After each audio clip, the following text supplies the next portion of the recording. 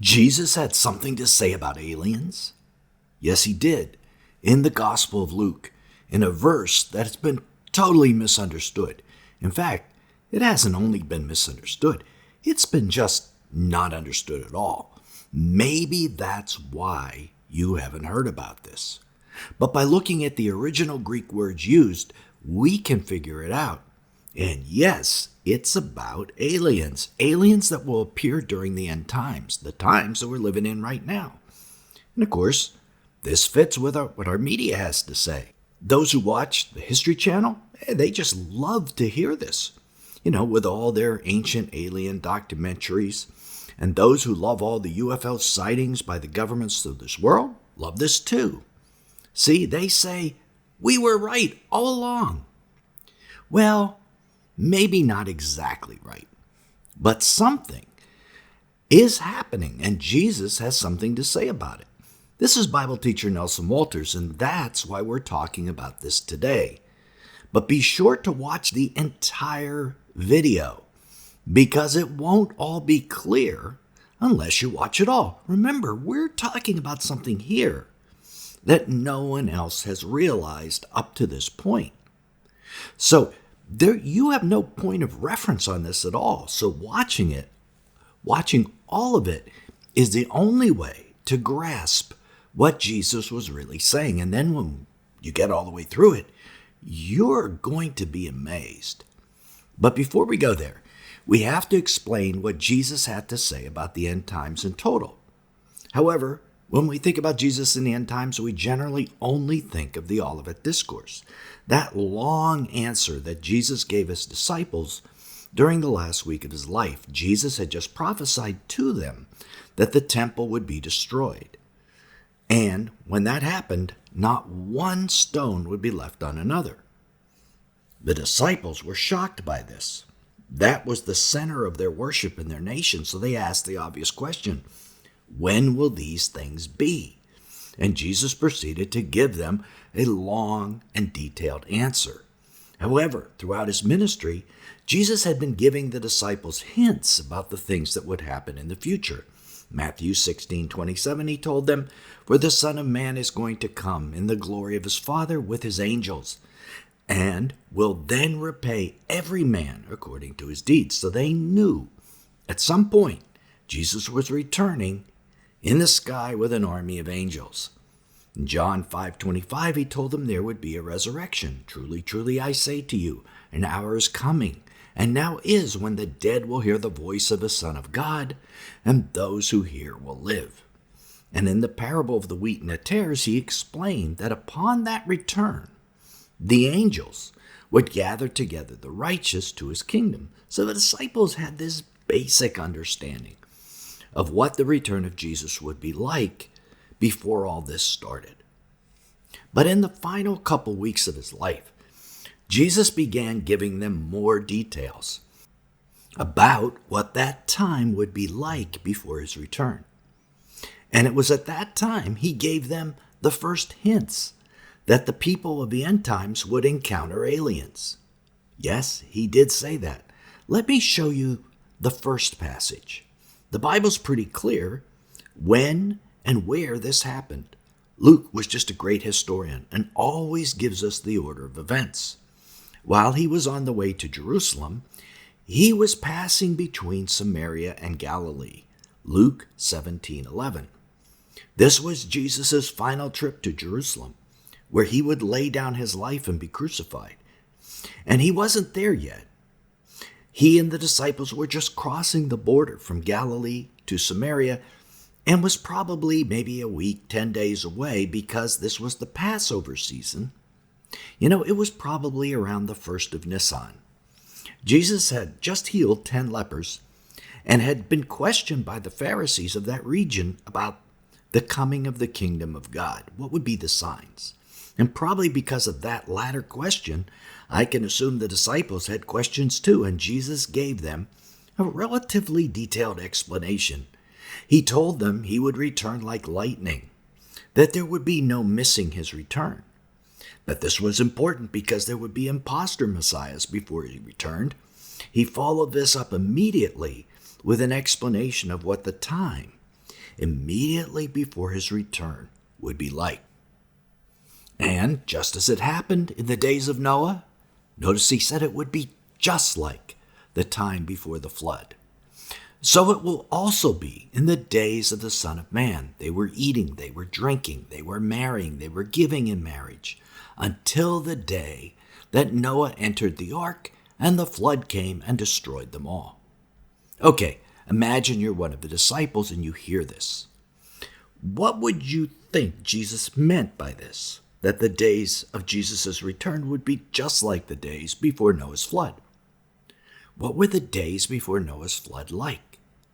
The disciples knew their Old Testament, and from Genesis 6:11 through 12, they knew it was a time of extreme violence, and that all flesh had been corrupted. That all flesh was no longer the way God had made it in his image. What was the cause of all this? They knew that too. From Genesis 6:1 through 4, they understood that the sons of God, or fallen angels, had descended to the earth and had begun to have children with human women. This caused the violence and the corrupted genetics that made these children of the angels into something other than the image of God. That's what a first-century disciple would think when he heard about the days before Noah's flood. That's what those days were all about. It was about interdimensional beings entering our dimension and corrupting the world. Now, this isn't the part where Jesus describes the aliens yet, but it's setting it up.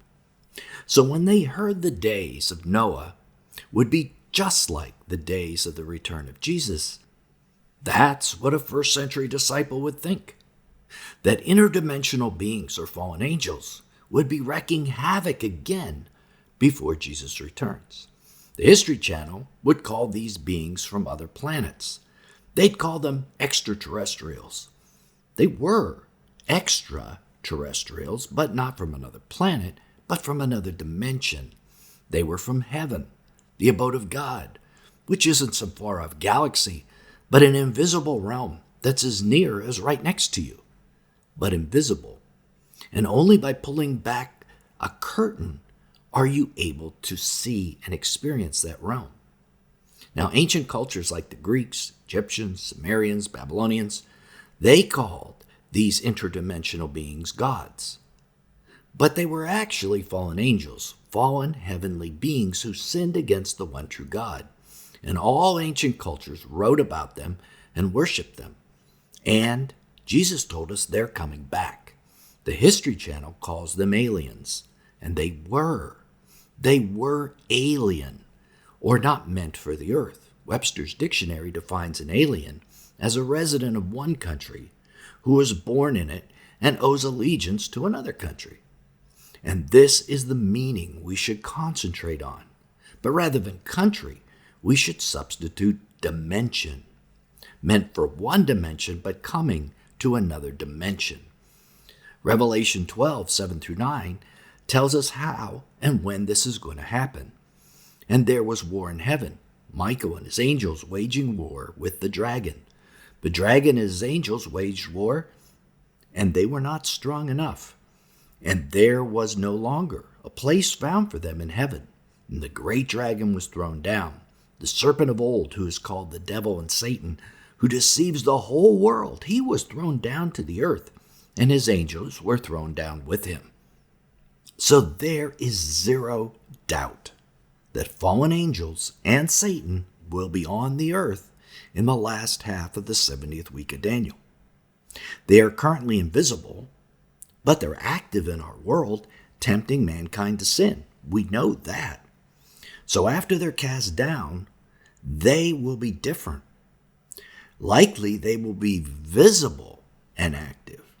Obviously, they were visible and active in the world before the flood if they married and had children with the women of that time. So we should expect visible fallen angels in the end times.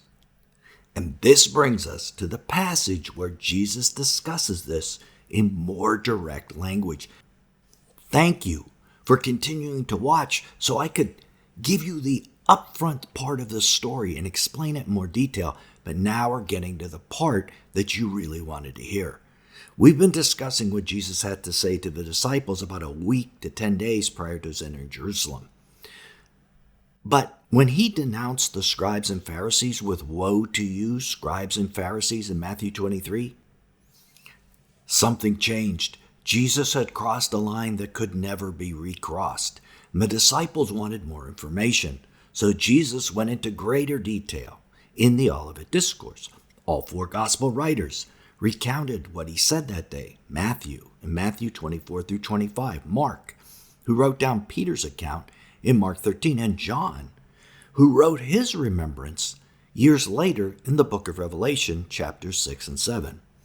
Luke's account is found in Luke 21, and he is the primary one to discuss the return of these alien fallen angels. He starts it like this in Luke 21, 10 through 11.